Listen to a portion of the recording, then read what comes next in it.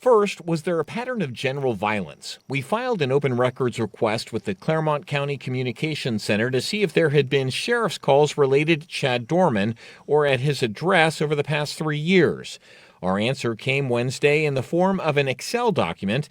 The Communications Center has only dispatched the sheriff to the Doerman home 3 times since 2020, and that was all last week when the 3 boys were shot to death. Our search of court records show only traffic violations in Claremont County, with the exception of a criminal damaging complaint when Doerman was 18, and there was a domestic violence case 2 years later showing he choked his dad. Both of those cases were dismissed. Second, did we see child neglect or abuse? We interviewed a neighbor who said he saw Doerman lose his temper with his children. I can tell you, he tossed a couple of them around in the yard one day. We filed with Claremont County Children's Protective Services a records request to see if there were any referrals, requests, complaints, or calls referring to Chad Doerman or at his address. The organization has a reasonable amount of time to produce those documents. Doerman certainly appears to be like any other dad on his Facebook page. He had posted a picture of he and his kids just 4 days before the shooting on Father's Day. Third, was there a pattern of financial issues? We searched the auditor's website and found Doerman had purchased his converted manufactured home on 3 acres in 2016 for $75,000. Usually, if there were mortgage issues, you would see a lapse in property tax payments. The Doermans were up to date through 2023. Lastly, was there evidence of mental illness?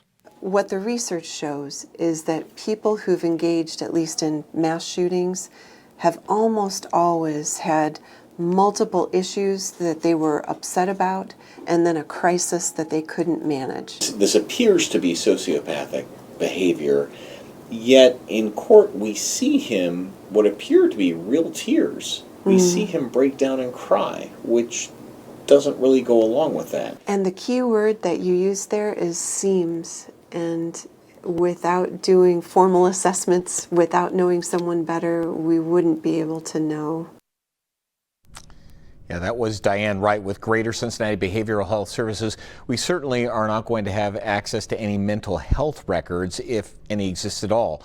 Now, we do know through our records request that there is no current documents that show the sheriff arrested Doerman or put a 72-hour psych hold on him. And we did just get an answer to our records request asking Claremont County Children's Protective Services whether it has received complaints related to Doerman. And the answer is there are no records responsive to your request. Paula?